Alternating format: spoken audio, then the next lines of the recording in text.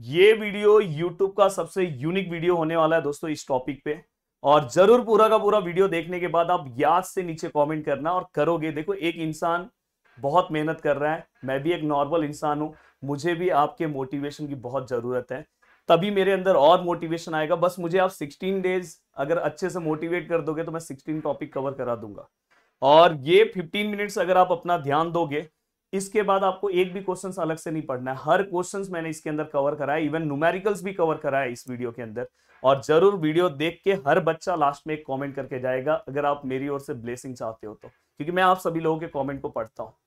अब दोस्तों यहाँ पे अगर आप चाहते हो कि सर ऐसा सेम फिजिक्स 2 पे भी आ जाए, तो इस वीडियो के लिए मैं एक टारगेट लाइक दे रहा हूँ 1000।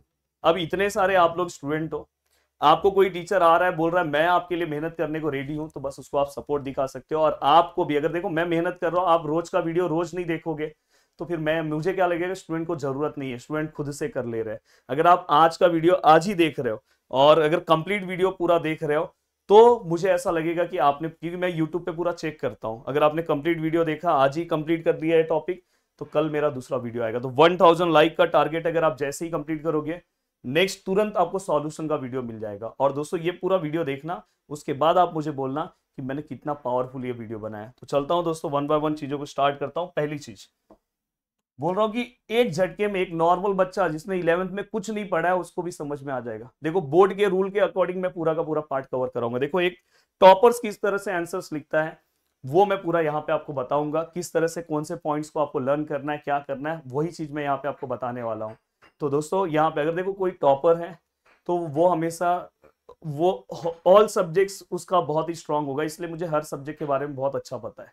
बट मैं स्पेसिफिक एक सब्जेक्ट्स अपना लेके कराता हूँ। बट अगर स्टूडेंट को जरूरत पड़ता है, जैसे मैं 10th में बहुत सारे सब्जेक्ट्स कवर कराता हूँ, इंजीनियरिंग में भी मैं केमिस्ट्री का सब्जेक्ट लेता हूँ अभी। तो वैसे अगर जहाँ जरूरत पड़ जाती है वहां पे मैं आ जाता हूँ। तो अगर आपको जरूरत है तो मैं आ चुका हूँ। बस वीडियो को शेयर करो, हर ग्रुप तक फोन करके बोलो भाई वीडियो देखो, बहुत भारी सर का वीडियो है। अब देखो दोस्तों, यहाँ पे आपके एग्जाम में क्रिस्टलाइन और एमोर्फोस सॉलिड, आज मैंने जो आईएमपी क्वेश्चन दिया उसमें भी ये क्वेश्चन दिया हूं। तो उसके ऊपर क्वेश्चन कैसे आता है कि write down any two characteristic of crystalline solid, write down any two characteristic of amorphous, या डिस्टिंग्विश बिटवीन। अब आप बोलोगे सर मेरे टीचर ने बोला 4 पॉइंट, भाई बोर्ड के अकॉर्डिंग जाओ, बोर्ड के अकॉर्डिंग बस 2 पॉइंट लिखना होता है, 2 से ज्यादा पॉइंट पढ़ने की जरूरत नहीं है। स्मार्ट तरीका अपनाओ, 2-2 पॉइंट कवर करते जाओ। मैंने देखा है बहुत सारे स्टूडेंट ये पूरा रटते हैं, क्यों मेहनत कर रहे हो यार, डायरेक्ट एक पॉइंट याद हो गया। दोस्तों देखो पहला क्या लिखा है मैंने, रेगुलर अरेंजमेंट ऑफ पार्टिकल, तो डायरेक्ट एक लाइन याद हो गया ना, in crystalline solid regular arrangement of particle is present, in amorphous solid random arrangement of particles are present. यहां पे इस तरह से रैंडम, बस देखो रेगुलर है यहाँ पे रैंडम, एक पॉइंट याद हो गया सर। दूसरा, crystalline solid have sharp melting point और amorphous solid do not have sharp melting point, हो गया दूसरा पॉइंट। एग्जांपल NaCl, मैं चाहता हूं कि बुक में से देख के आप इसका एग्जांपल कमेंट करो। आपको मैं देखना चाहता हूं कि मैं यहां मेहनत कर रहा हूं, आपने बोला ना, आप कर रहे हो कि नहीं कर रहे हो। देखो 2 मिनट क्या 30 सेकंड में आंसर याद हो गया। अब कोई भी, अब देखो मैं आगे की स्लाइड पे आ गया, पूछो क्रिस्टलाइन सॉलिड एमोर्फस बताओ। हाँ सर आपने बोला यहाँ पे क्या करना है सर, रेगुलर अरेंजमेंट पार्टिकल, यहाँ पे रैंडम अरेंजमेंट दूसरा पार्टिकल, सर आपने बोला यहाँ sharp melting point, do not sharp melt sir NaCl, और ये तो हम बताएंगे सर कैसा लगा। नेक्स्ट है देखो आइसो, यहाँ पे देखो आइसोमॉर्फिज्म है और यहाँ पे पॉलीमॉर्फिज्म है। बस मेरा ये नीचे का डायग्राम याद रखो। आइसोमॉर्फिज्म में यहाँ पे आपको 2 सब्सटेंसेस या 2 से ज्यादा सब्सटेंसेस दिखाई देंगे और उनका सेम क्रिस्टल स्ट्रक्चर होगा। तो देखो यहाँ पे 2 और मोर substances have same crystal structure, याद हो गया सर, ऐसा डेफिनेशन याद कराओ, 2 और मोर substances having same crystal structure. यहाँ पे सर ये याद रखो। पॉलीमॉर्फिज्म मतलब क्या होता है दोस्तों, सिंगल सब्सटेंस के 2 और मोर फॉर्म होंगे। देखो 2 और मोर फॉर्म इज कॉल्ड पॉलीमॉर्फिज्म। अब एक टॉपर क्या करता है, मैं क्या करता था पता है, मैं डेफिनेशन के साथ ना एग्जांपल भी लिखता था। अब इसके अंदर से एक आक एग्जांपल दे दो ना, ये देखो लिखा है, यहां से दे दो, हो गया। एक टॉपर भी ये इतने अच्छे से नहीं पढ़ता होगा दोस्तों जितने अच्छे से, अब जाके बुक ओपन करना, हर पॉइंट मैंने आपका कवर करा दिया। अब देखो ये, इसके ऊपर ना बुक में 4 से 5 पेज है ओवरऑल, फिर बुक के लास्ट में ये दिया है, भाई इससे पढ़ो, थोड़ा दिमाग से जाओ, इससे पढ़ो। और बोर्ड एग्जाम क्या बोलेगा, right down any characteristic of any 2 characteristic of ionic solid, write down any 2 characteristic of molecular solid, write down any 2 characteristic of metallic solid. तो आपको बस 2 ही पॉइंट पढ़ना है, 50 पॉइंट पढ़ने की जरूरत नहीं, 2-2 3-3 पॉइंट कवर करते जाओ, फटाफट कॉन्फिडेंस भी आएगा कि यस। अब देखो दोस्तों यहाँ पे मैं सबसे पहले ये वाला पॉइंट ले रहा हूं। देखो पहला हार्ड है, ये वेरी हार्ड है, ये सॉफ्ट है, ये सॉफ्ट टू वेरी हार्ड है। पहला क्या है, हार्ड है, दूसरा क्या है, वेरी हार्ड है, और ये सॉफ्ट है, और लास्ट वाला क्या रहेगा, soft to very hard, hard very hard, soft soft to very hard. अब मुझे ये बस सीक्वेंस याद रखना है, पहला क्या है, आयोनिक है, दूसरा क्या है, कोवैलेंट है, तीसरा है मॉलिक्यूलर मेटलिक, लास्ट के एमएम है, मॉलिक्यूलर और मेटलिक, आयनिक कोवैलेंट, हमने छोटे में पढ़ा है। तो ये हार्ड है, ये वेरी हार्ड है, और ये क्या है दोस्तों, सॉफ्ट, और लास्ट वाला क्या है, सॉफ्ट टू वेरी हार्ड। तो वहां से एक लाइन आप लिख सकते हैं कि ionic solids are hard, covalent solids are very hard, molecular solid are very soft, ऐसे आप लिख सकते हैं सॉफ्ट, और यहाँ पे लिखोगे variable from soft to very hard. अब यहाँ पे अगर आप लिखोगे मेल्टिंग पॉइंट, इसका कैसा रहता है, यहाँ पे लिखोगे आयनिक solid have high melting point, low and wide range. तो आप यहाँ पे इस तरह से लिख सकते हो। तीसरा दोस्तों ये वाला पॉइंट तो मुझे बहुत अच्छा लगा, poor conduction, poor conductor and good conductor, तो दिमाग में भी आप रख सकते हो दोस्तों यहाँ पे। और उन्होंने जो एक्सेप्ट पॉइंट बोला है, अगर आपको पढ़ना है तो पढ़ लो। अब देखो 2 पॉइंट, देखो आप उन स्टूडेंट में से हो, आपने अभी तक कुछ नहीं पढ़ा है, लास्ट में आप अपनी चीजों को रिवाइज कर रहे हो, तो ये आपके 2 पॉइंट रेडी हो गए। अब इसमें से प्लीज कोई ऐसा कॉमेंट मत करना कि सर इतना लिखेंगे तो मार्क्स मिलेगा, कि बच्चे वाला कमेंट मत करना। मैं यहाँ पे जो चीज़ें आपको बता रहा हूँ, तो मैं ऑलरेडी वो सब चीज़ें बच्चों से करवा दिया हूँ, और ऑलरेडी मेरे बारे में थोड़ा सा सर्च कर लेना जो यहाँ पे मैं बता रहा हूँ, तो ऐसे कुछ भी नहीं बताता हूँ। तो थोड़ा, और आप अगर चैनल से आप जुड़े हो तो फटाफट चैनल को सब्सक्राइब कर दो। देखो मुझे अगर वीडियो सच में आप देखते हुए दिखाई दोगे तो मैं मेहनत करने में कोई कमी नहीं करूँगा, मैं फटाफट और वीडियो कवर करूँगा। अब देखो ब्रेविस फ्लैटिस जो है उसके टोटल एग्जाम्पल्स हैं दोस्तों, अलग अलग 14 एग्जाम्पल्स आपको दिखाई देंगे, पर यहाँ पे कुछ एग्जाम्पल्स हैं, इसको जस्ट पढ़ लेना, इसमें कोई दिक्कत नहीं है, बस एग्जाम्पल्स आपको पढ़ना है। यस, नेक्स्ट है, देखो ये डेरिवेशन मैंने आपको दिया।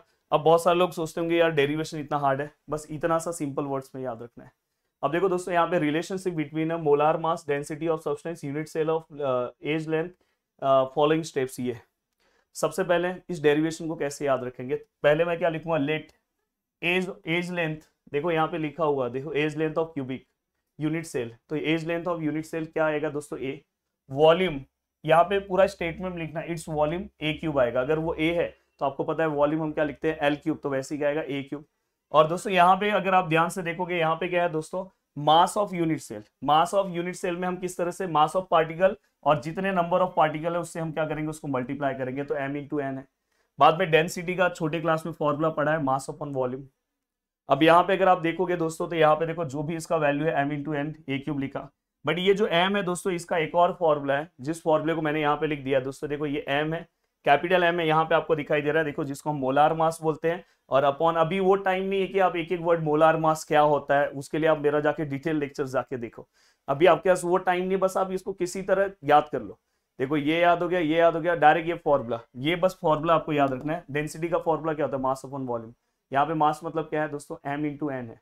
देन यहाँ पे v मतलब क्या है दोस्तों, ए क्यूब है, यहाँ पे देखो हमने लिखा। फिर आपको बस यहाँ पे जो स्मॉल m है इसका मतलब पता होना चाहिए, मोलार मास मतलब कैपिटल M अपॉन Na मतलब एवोगैड्रो नंबर। और दोस्तों यहाँ पे फिर देखो ये वाला पूरा पार्ट उठा के मैंने यहाँ पे रख दिया m की जगह पे, देखो m की जगह पे रखा, और नेक्स्ट स्टेप में ये वाला पार्ट नीचे गया, देखो ये देखो नीचे है, और यहाँ पे nm, और ये आपको फॉर्मूला याद होना चाहिए, nm a क्यूब Na। अब यहाँ पे n आपको पता होना चाहिए, m पता होना चाहिए, देखो n मतलब आपको यहाँ पे पता है, अगर आप यहाँ पे ध्यान से देखोगे, देखो यहाँ पे मैंने पार्टिकल्स पर यूनिट। बाद में दोस्तों आपको m पता है, हाँ। अब देखो आप आगे पढ़ोगे सिंपल क्यूबिक, बाद में BCC पढ़ोगे, FCC पढ़ोगे, तो इसमें आपको नंबर ऑफ पार्टिकल्स पता होने चाहिए।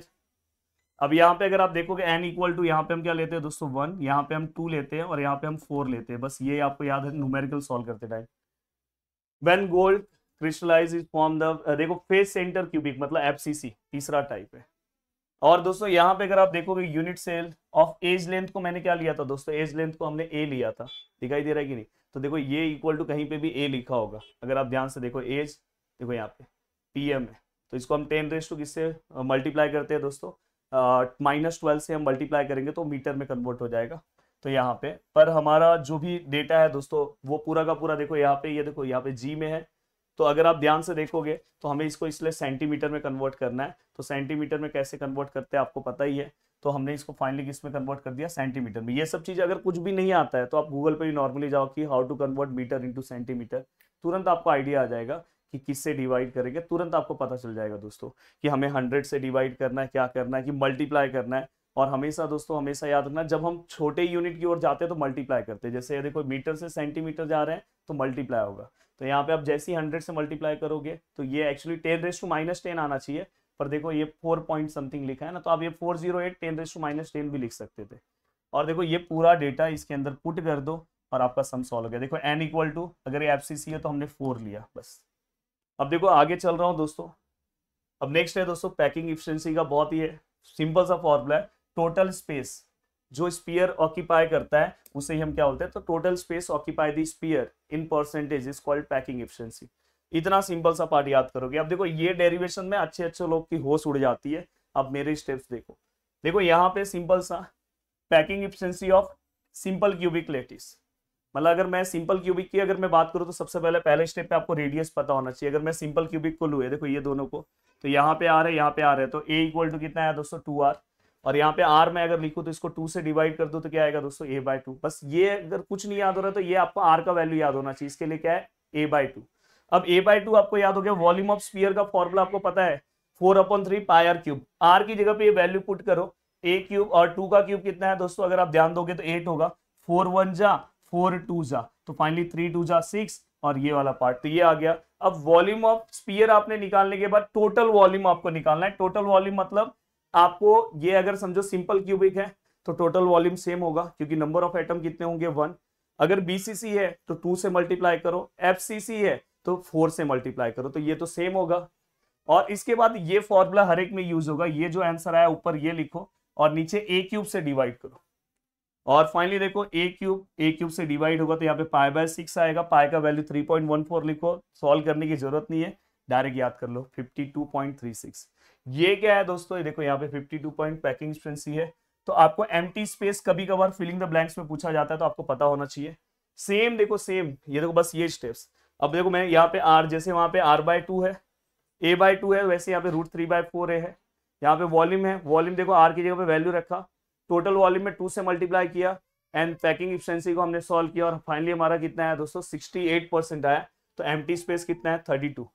देन दोस्तों इसके बाद ये वाला पार्ट भी सेम है, कुछ नहीं करना है, बस आपको सेम जाना है, 4 से मल्टीप्लाई करना है। तो मतलब ये वाला सम सॉल्व करने के लिए मैं देखता हूँ 3 से 4 घंटे लोग लगाते हैं भाई, 5 मिनट में पूरा का पूरा पार्ट कवर हो रहा है। अब देखो इसके बाद ये हो गया, ये थोड़ा पढ़ना है तो पढ़ लो। देखो यहाँ पे r का वैल्यू क्या है, यहाँ पे r का वैल्यू क्या है, यहाँ पे r का वैल्यू क्या है, पढ़ना है तो पढ़ लो। अब नेक्स्ट है दोस्तों, देखो ये पॉइंट डिफेक्ट। पॉइंट डिफेक्ट का सबसे पहले सिंपल सा डेफिनेशन याद कर लो। क्या लिखा है दोस्तों, इरेगुलर या irregularities in a lattice point in crystalline solid is called point defect. Simple language में लिखा। वैकेंसी डिफेक्ट सबसे पहले मैं सबसे बड़ा हथियार होता है डायग्राम। देखो मेरे हर क्लास में टॉपर बनने का सबसे बड़ा रीजन था डायग्राम। मैं मेरे आंसर्स को ना बाकी लोगों से अलग लिखता था। बाकी लोग कैसे, जो सब बुक में लिखा है वही लिखते थे, मैं भी बुक से ही लिखता था, मैं टेक्स्ट बुक ज्यादा फॉलो करता था और आंसर्स बहुत अच्छा लिखता था।